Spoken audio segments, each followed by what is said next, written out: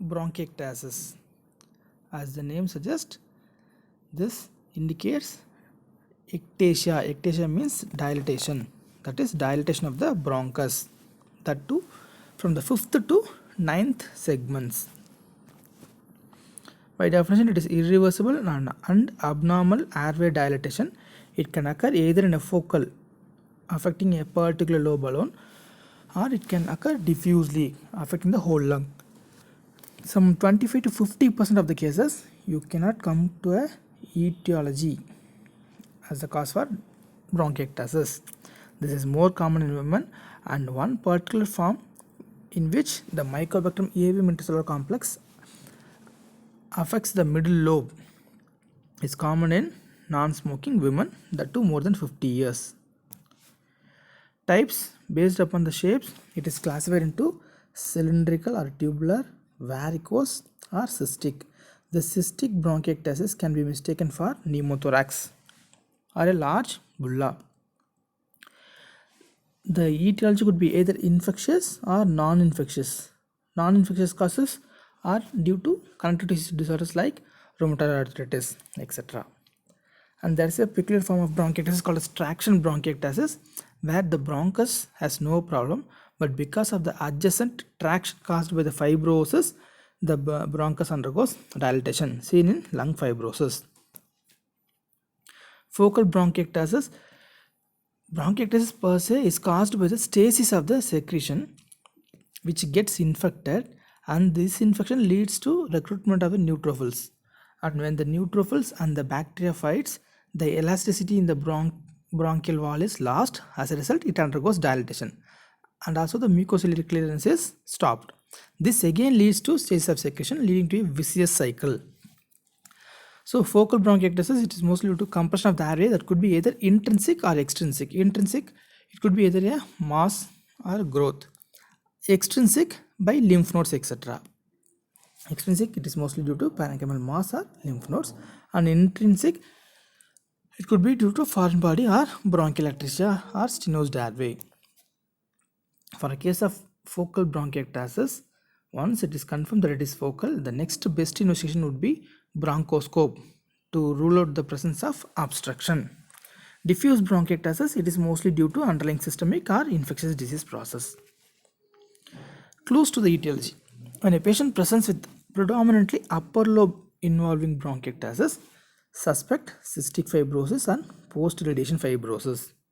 When only the middle lung is predominantly affected, think of MAC, atypical mycobacterium, and dyskinetic immotile cilia syndrome like Carter-Jenner syndrome, Young syndrome, etc. And when there is predominantly lower lobe involvement, think of aspiration pneumonitis, hypogammaglobulinemia, and idiopathic pulmonary fibrosis. Bronchiectasis per se is most common in the left lower lobe. And when there is central bronchiectasis, that is involving the proximal airway, we earlier said that bronchiectasis involves the 5th to 9th segments. If the proximal airways are involved, it is called as central bronchiectasis. It is seen in allergic bronchopulmonary aspergillosis, congenital causes like Monier-Cohen syndrome and Williams-Campbell syndrome. Pathogenesis, this is a vicious cycle that we were speaking priorly. And Pseudomonas has a predilection for the damaged airways. Bordetella and Mycoplasma can destroy even significantly the airways. Clinical features, the patient will be having copious amount of sputum production, and this will be 3-layered. That is, the bottom layer will be purulent, the middle layer will be mucopurulent, and the topmost will be frothy. And crackles and wheezing can be heard, and signs of consolidation can be found if the patient develops adjacent consolidation also. And clubbing is a feature of suppurative lung disease and is seen in bronchiectasis too. Diagnosis, these are the radiographic features. Tram track, that is, the bronchial wall, rather than tapering, runs parallel. This is called as tram track appearance. And signet ring appearance, when the airway dilates more than 1.5 times the adjacent vessel, the airway and the adjacent vessel looks like a ring, signet ring. And lack of bronchial tapering, normally no bronchus is seen in the last 1 centimeter adjacent to the pleura. If there is some bronchus near the pleura, that too in the last 1 centimeter of the lung parenchyma, it indicates lack of bronchial tapering, and tree in bud appearance. This indicates infective etiology, and finger in glove appearance. These are the radiological signs seen in CT of a patient with bronchiectasis. Approach: apart from the detailed history, chest imaging, as we told, focal bronchiectasis almost always requires bronchoscopy. Treatment: the main aim is to prevent infections. So, antibiotic, bronchial hygiene in the form of chest physiotherapy, and anti-inflammatory therapy. Antibiotics are required for a minimum of 7 to 14 days.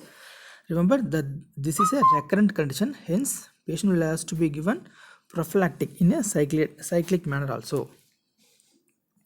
Coming to the Mycobacterium avium intercellular complex, there is some criteria to diagnose. At least 2 sputum samples should be positive on culture. This is one criteria. Other is at least 1 bronchoalveolar lavage positive on culture, or the biopsy revealing granuloma, and 1 sputum positive culture, or the pleural fluid positive for culture. So for a Mycobacterium avium intercellular complex, positivity in a culture is a must. The recommended regimen is rifampicin, ethambutol, and macrolide.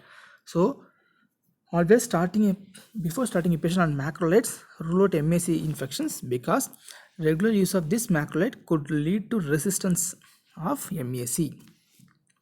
Bronchial hygiene is maintained by adequate hydration.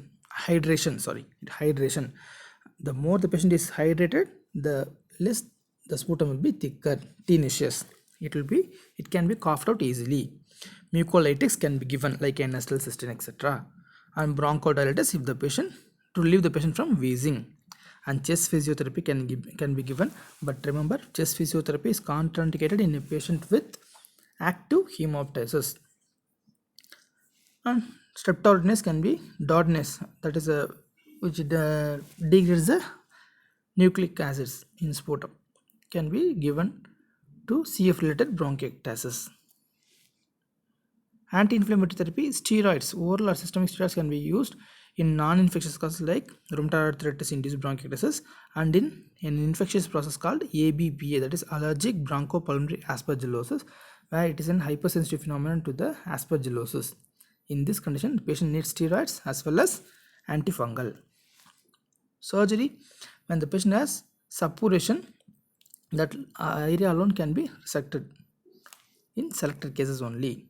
Complications: patient can develop recurrent infection, antibiotic resistance. This infection can spread anywhere and can cause even cerebral abscess via paradoxical embolism, and hemoptysis are the known complication. Apart from this, patient can develop amyloidosis because of the chronic inflammation, etc.